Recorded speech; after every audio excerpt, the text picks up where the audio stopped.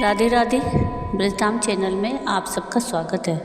शुक्रवार के दिन माँ संतोषी का व्रत और पूजन किया जाता है। इस पूजा के दौरान माता की आरती, पूजन और अंत में माता की कथा सुनी जाती है। तो आइए सुनते हैं शुक्रवार के दिन की जाने वाली संतोषी माता की व्रत कथा। अगर आपको ये कथा पसंद आए तो प्लीज़ इसको लाइक शेयर ज़रूर कीजिएगा और प्लीज़ मेरे चैनल को सब्सक्राइब कीजिएगा और कमेंट में राधे राधे ज़रूर लिखिएगा। संतोषी माता व्रत की कथा इस प्रकार है। एक बुढ़िया थी, उसके 7 बेटे थे।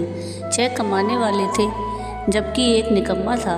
बुढ़िया 6 बेटों की रसोई बनाती, भोजन कराती और उनसे जो कुछ जूठन बचती वह 7वें को दे देती। एक दिन वह 7वां बेटा अपनी पत्नी से बोला, देखो मेरी माँ मुझे कितना प्रेम करती है। तो उसकी पत्नी बोली, हाँ क्यों नहीं, सबका जूठा जो तुमको खिलाती है। तो वह बोला, नहीं ऐसा नहीं हो सकता, मैं जब तक आँखों से ना देखूं मैं मान नहीं सकता। तो उसकी बहू हंसकर बोली, देख लोगे तब तो मानोगे ना। तो कुछ दिन बाद त्यौहार आया। घर में 7 प्रकार के भोजन और चूरमे के लड्डू बने। वह जांचने को सिर दुखने का बहाना बनाकर पतला कपड़ा ओढ़कर रसोई घर में सो गया। वह कपड़े में से सब देखता रहा। 6 भाई भोजन करने आए। उसने देखा माँ ने उनके लिए सुंदर आसन बिछाए और नाना प्रकार की रसोई परोसी और आग्रह करके उन्हें जिमाया। वह देखता रहा। 6 भाई जब भोजन करके उठे तब माँ ने उनकी झूठी थालियों में से लड्डुओं के टुकड़े उठाकर एक लड्डू बनाया। जूठन साफ कर बुढ़िया माँ ने उसे पुकारा कि बेटा 6 भाई भोजन कर गए, अब तू ही बाकी है, उठ, तू कब खाना खाएगा। तो वह कहने लगा, माँ मुझे भोजन नहीं करना, मैं अब परदेश जा रहा हूँ। माँ ने कहा, कल जाता है तो आज चला जा। वह बोला, हाँ आज ही जा रहा हूँ। यह कहकर वह घर से निकल गया।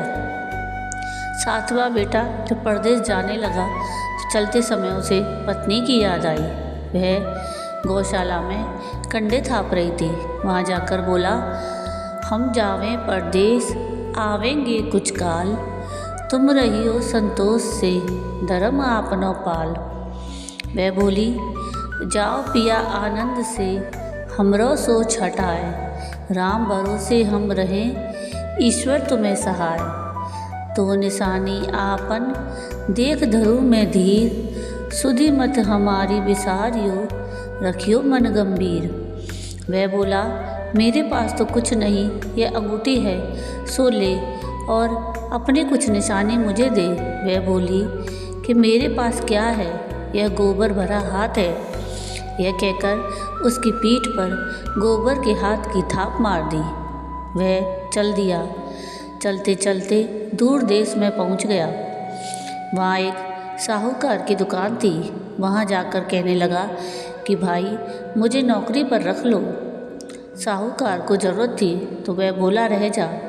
लड़के ने पूछा कि तनख्वाह क्या दोगे। तो साहूकार ने कहा कि काम देखकर दाम मिलेंगे। साहूकार की नौकरी मिली। वह सुबह 7 बजे से रात 10 बजे तक नौकरी करने लगा। कुछ दिनों में दुकान का सारा लेन देन, हिसाब किताब, ग्राहकों को माल बेचना, सारा काम करने लगा। साहूकार के 7-8 नौकर थे। वो सब चक्कर खाने लगे कि यह तो बहुत होशियार बन गया। सेठ ने भी उसका काम देखा और 3 महीने में ही उसे आधे मुनाफे का हिस्सेदार बना लिया। वह कुछ वर्ष में ही नामी सेठ बन गया और मालिक सारा कारोबार उस पर छोड़कर चला गया। इधर उसकी पत्नी को उसके सास ससुर दुख देने लगे। सारी गृहस्थी का काम करा के उसे लकड़ी लेने जंगल में भेजते। इस बीच घर के आटे से जो भूसी निकलती उसकी रोटी बनाकर रख दी जाती और फूटे नारियल की कोपरे में पानी देते। एक दिन वह लकड़ी लेने जा रही थी तो रास्ते में बहुत सी स्त्रियां संतोषी माता का व्रत करती दिखाई दी। वह वहाँ पर खड़ी होकर कथा सुनने लगी और पूछा कि बहनों तुम किस देवता का व्रत करती हो और उसके करने से क्या फल मिलता है। यदि तुम इस व्रत का विधान मुझे समझा दोगी तो मैं तुम्हारा बड़ा एहसान मानूंगी। तब उनमें से एक स्त्री बोली कि यह संतोषी माता का व्रत है। इसके करने से निर्धनता और दरिद्रता का नाश होता है और जो कुछ मन में कामना हो सब माँ संतोषी की कृपा से पूरा होता है। तब उसने उससे व्रत की विधि पूछी। वह भक्तिन स्त्री बोली, 1.25 आने का गुड़ चना लेना, इच्छा हो तो 5.25 आने का लेना या 1.25 रुपये का भी अपनी सहूलियत के अनुसार लेना। बिना परेशानी और श्रद्धा और प्रेम से जितना भी बन पड़े सवाया लेना। प्रत्येक शुक्रवार को निराहार रहकर कथा सुनना। इसके बीच क्रम नहीं टूटे, लगातार नियम का पालन करना। अगर सुनने वाला कोई ना मिले तो घी का दीपक जला उसके आगे या जल के पात्र को सामने रखकर कथा कहना।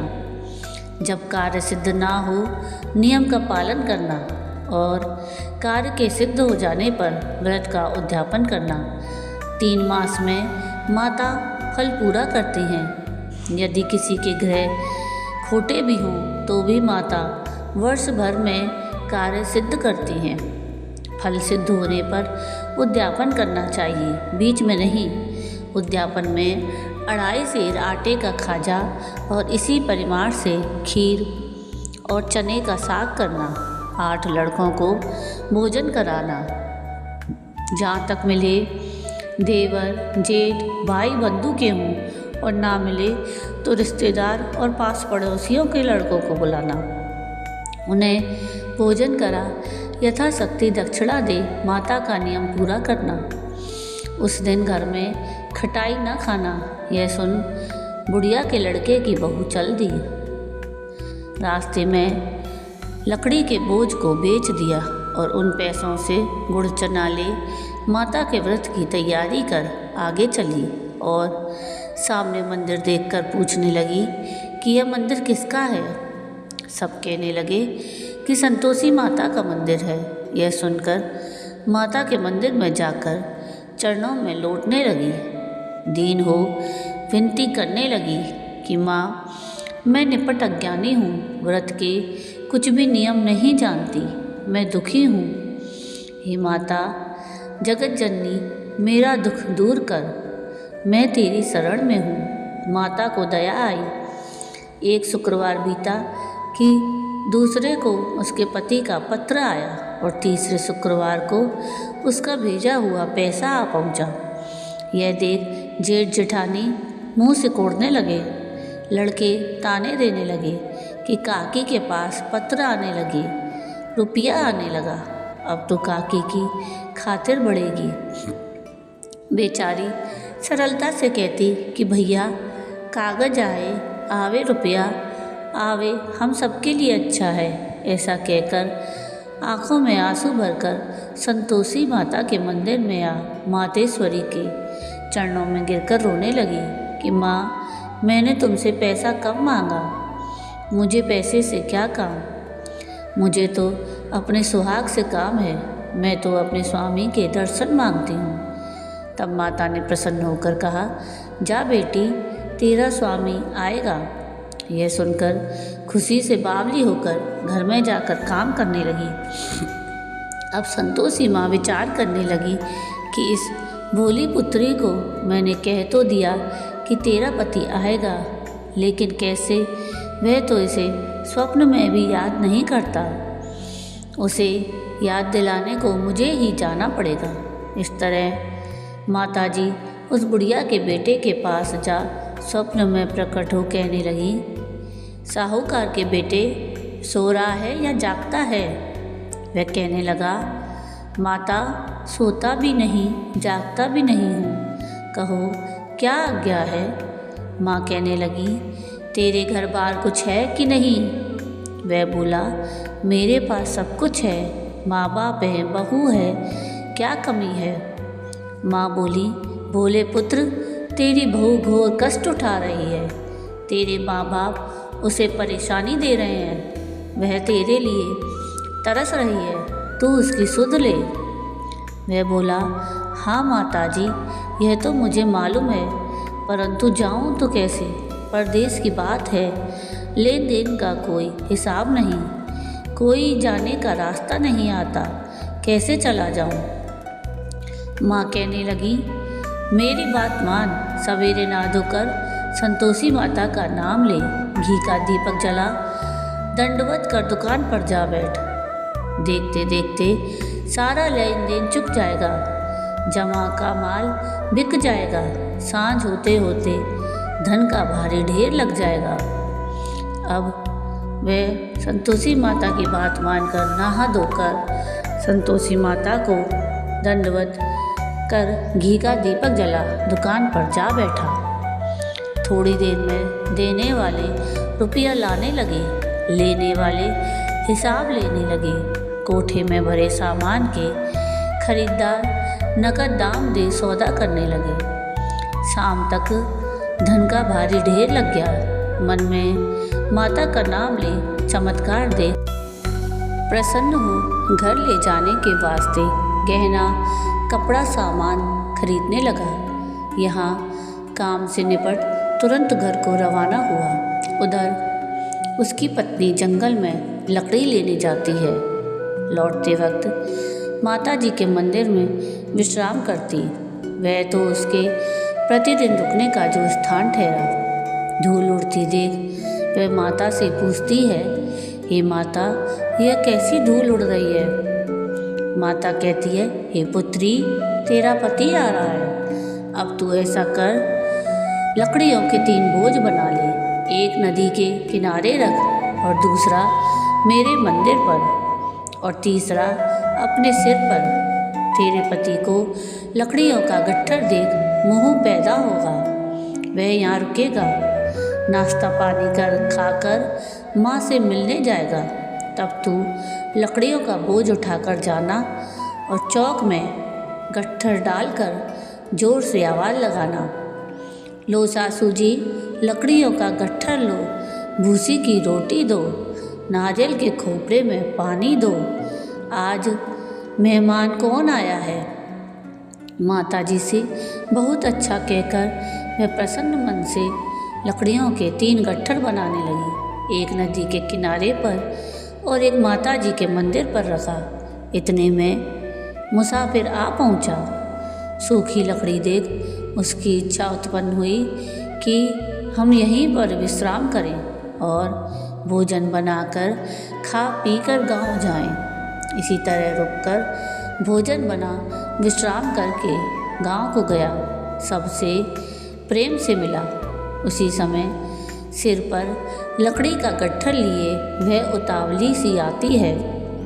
लकड़ियों का भारी बोझ आंगन में डालकर जोर से 3 आवाज़ लगाती है, लो सासू जी, लकड़ियों का गट्ठर लो, भूसी की रोटी दो, आज मेहमान कौन आया है? यह सुनकर उसकी सास बाहर आकर अपने दिए हुए कष्टों को भुलाने हेतु कहती है, बहू ऐसा क्यों कहती है? तेरा मालिक ही तो आया है।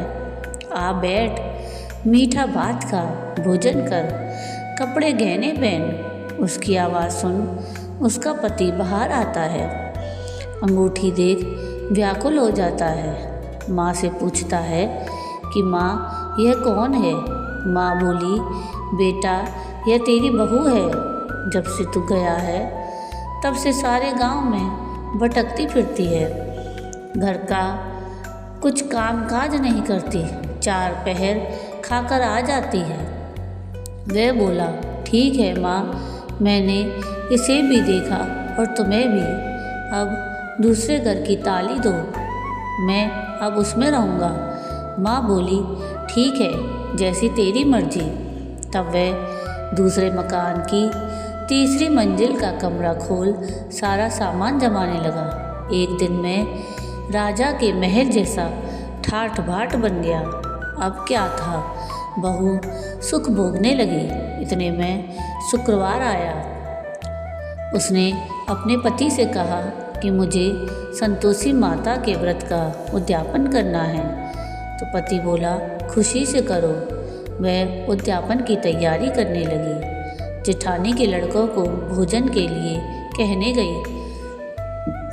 उन्होंने मंजूर किया, परंतु पीछे से जेठानी ने अपने बच्चों को सिखाया कि देखो, भोजन के समय खटाई मांगना, जिससे उसका उद्यापन पूरा न हो। लड़के जीवने आए, खीर खाना सब बहुत पेट भर के खाया, परंतु बाद में खाना खाते ही कहने लगे कि हमें खटाई दो, खीर खाना हमको नहीं भाता। उसे देखकर अरुचि होती है। तो वह कहने लगी कि भाई, खटाई किसी को नहीं दी जाएगी, यह तो संतोषी माता का प्रसाद है। लड़के उठ खड़े हुए, बोले तो पैसा लाओ। भोली बहू कुछ जानती नहीं थी, उन्हें पैसे दे दिए।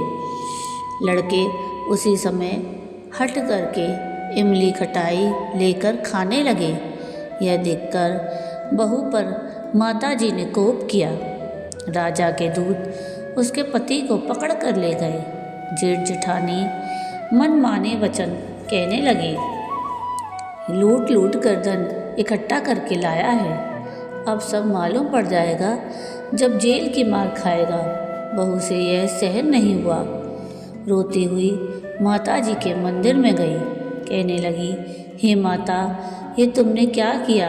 हंसाकर अब भक्तों को रुलाने लगी। माता बोली, बेटी, तूने उद्यापन करके मेरा व्रत भंग किया है।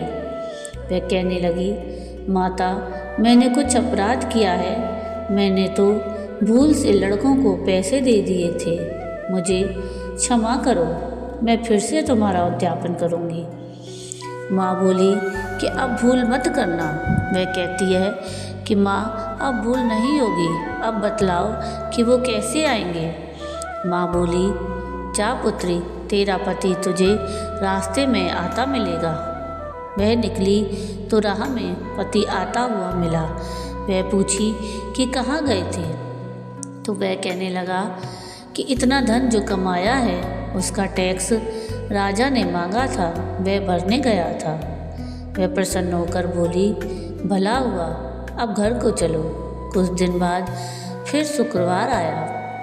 वह बोली कि मुझे फिर से माता का उद्यापन करना है। पति ने कहा, करो। तो बहू फिर जेठ के लड़कों को भोजन के लिए कहने गई। जेठानी ने एक दो बातें सुनाई और सब लड़कों को सिखाने लगी कि तुम सब लोग पहले ही खटाई मांगना। लड़के भोजन से पहले कहने लगे कि हमें खीर नहीं खानी, हमारा जी बिगड़ता है, कुछ खटाई खाने को दो।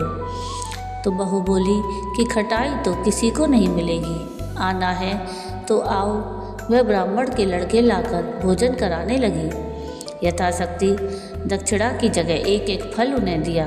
संतोषी माता प्रसन्न हुई। माता की कृपा होते ही 9वें मास में उसके चंद्रमा के समान सुंदर पुत्र प्राप्त हुआ। पुत्र को पाकर प्रतिदिन माता जी के मंदिर को जाने लगी। माँ ने सोचा, यह रोज मेरे मंदिर आती है, क्यों ना मैं आज इसके घर चलूं। यह विचार कर माता ने भयानक रूप बनाया। गुड़ चने से सना मुख, ऊपर सूंड के समान होठ, उस पर मक्खियाँ भिनभिना रही थीं। धीरी पर पैर रखते ही उसकी सास चिल्लाई कि देखो रे, कोई चुड़ैल डाकिन चली आ रही है। लड़कों, इसे भगाओ, नहीं तो किसी को खा जाएगी। लड़के भगाने लगे। चिल्लाकर खिड़की बंद करने लगे तो बहू रोशनदान में से देख रही थी। प्रसन्नता से पगली होकर चिल्लाने लगी कि आज मेरी माता जी मेरे घर आई हैं। वह बच्चे को दूध पीने से हटाती है। इतने में सास का क्रोध फट पड़ा।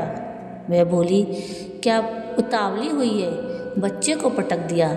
इतने में माँ के प्रताप से लड़के ही लड़के नजर आने लगे। वह बोली, माँ, मैं जिसका व्रत करती हूँ यह वही संतोषी माता है। सबने माता जी के चरण पकड़ लिए और विनती कर कहने लगे, हे माता, हम मूर्ख हैं, अज्ञानी हैं, तुम्हारे व्रत की विधि हम नहीं जानते। व्रत भंग कर हमने बड़ा अपराध किया है। जगमाता, आप हमारा अपराध क्षमा करो। इस प्रकार माता प्रसन्न हुई। बहू को प्रसन्न हो, जैसा फल दिया वैसा माता सबको दे, जो पढ़े उसका मनोरथ पूर्ण हो। बोलो संतोषी माता की जय। तो ये थी संतोषी माता के व्रत की कथा। आपको ये कथा कैसी लगी मुझे कमेंट करके ज़रूर बताइएगा। और अगर आपको ये कथा पसंद आई हो तो प्लीज़ इसको लाइक शेयर ज़रूर कीजिएगा और प्लीज़ मेरे चैनल को सब्सक्राइब कीजिएगा और कमेंट में राधे राधे ज़रूर लिखिएगा। और आगे किस व्रत की कथा आप सुनना चाहते हैं वो भी मुझे कमेंट करके ज़रूर बताइएगा। वीडियो पूरा देखने के लिए थैंक यू। राधे राधे।